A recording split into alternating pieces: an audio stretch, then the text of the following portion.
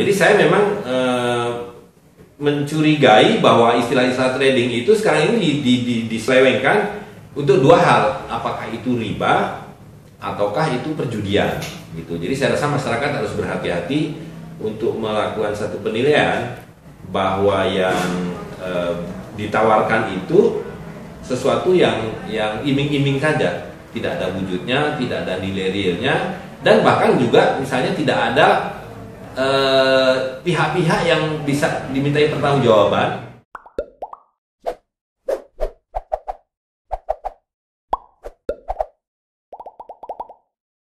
Assalamualaikum warahmatullahi wabarakatuh, para pemirsa sekalian. Mudah-mudahan hari ini dalam keadaan baik.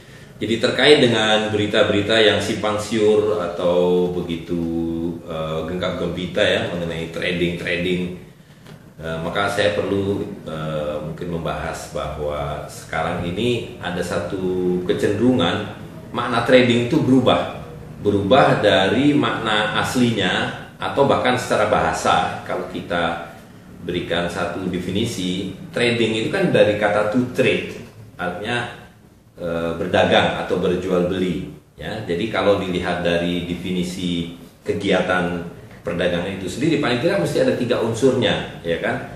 Ada penjualnya, ada pembelinya, dan ada sesuatu yang diperjualbelikan atau diperdagangkan.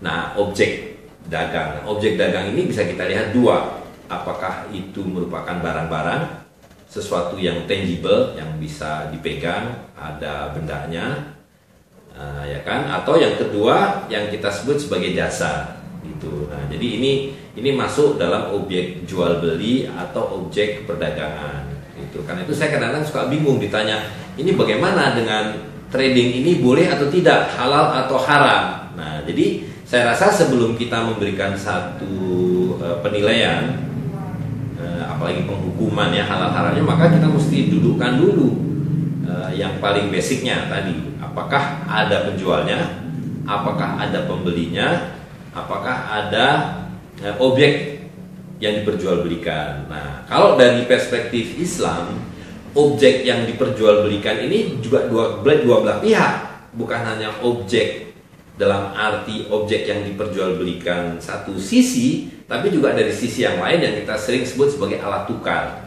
gitu ya. Nah, jadi jual beli itu ada alat untuk memperjualbelikannya, ada benda atau bisa juga jasa yang diperjualbelikan gitu. Nah, jadi kalau kita ingat, karena itu dalam definisi kitab-kitab fikih jual beli itu, kalau diterangkan jual beli itu adalah harta atau aset yang bertindak sebagai objek jual beli yang dipertukarkan dengan barang yang lain yang digunakan sebagai alat tukar.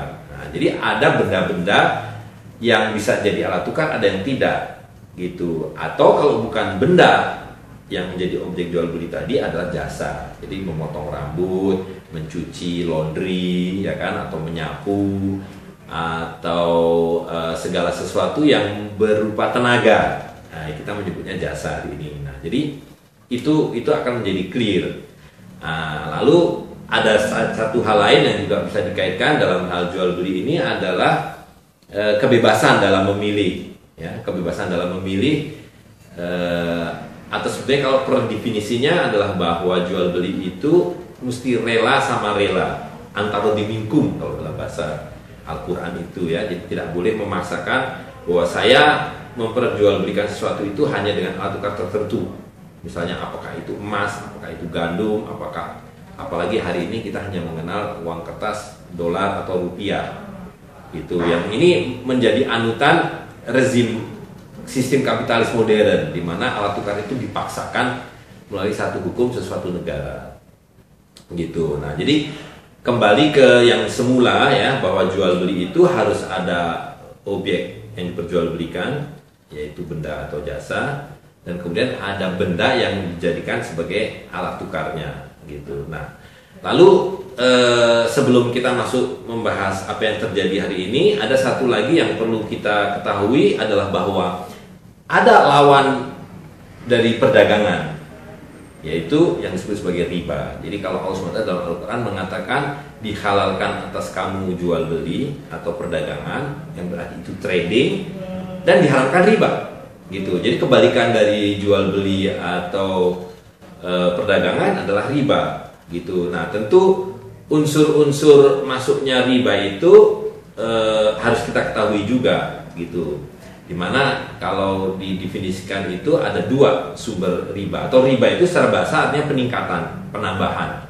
Nah, penambahan ini ada dua, yaitu satu penambahan nilai dalam satu jual beli, ya. Nah, yang kedua adalah penambahan karena waktu yang kita sebut sebagai penundaan atau penangguhan, gitu. Nah, jadi di dalam jual beli atau perdagangan itu ada penambahan yang halal, ada penambahan yang haram.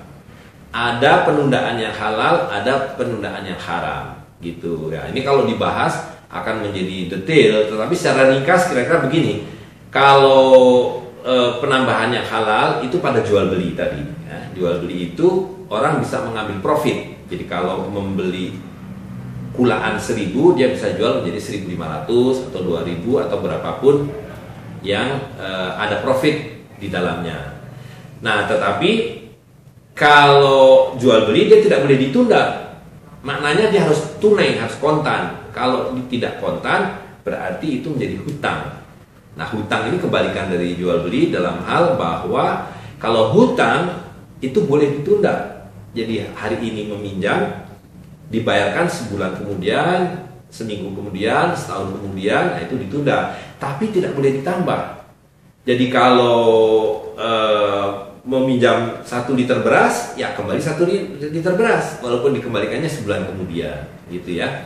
Nah, yang jadi persoalan adalah bahwa ini sudah disitir dalam Al-Quran, artinya ini sudah terjadi ribuan tahun yang lalu, ratusan tahun yang lalu, bahwa ada orang-orang yang mengatakan perdagangan atau jual beli sama riba itu sama saja, gitu ya. Dalam bahasa teknisnya dibilang innamal bai'u mithlu riba, bahwa jual beli dagang dengan riba sama saja. Nah, lalu Allah SWT menegaskan bahwa Allah halalkan perdagangan dan haramkan riba.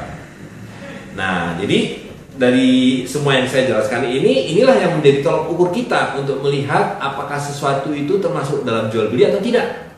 Apakah dia termasuk riba, atau dia termasuk perjudian, atau memang jual beli yang halal dan sebagainya, ya. Nah, itu semua harus dilihat dengan tolak ukur tadi, kriteria-kriteria tentang penundaan, tentang penambahan, tentang pemaksaan, tentang ada tidaknya objek yang diperjualbelikan, ya. Nah, jadi kalau kita sekarang lihat apa yang disebut-sebut trading ini, kan dari satu hal yang basic saja kita sudah bisa menilai apakah betul ini satu perdagangan atau istilahnya perdagangan yaitu trading, tapi sebetulnya ini sesuatu yang lain, gitu. Jadi katakanlah hari ini yang sering disebut dengan trading ini kalau di dunia maya, nah dunianya saya sudah maya, ya. Pertama kita mesti cek bendanya apa yang diperdagangkan, atau jasanya ada nggak yang diperjualbelikan, gitu ya. Jadi kalau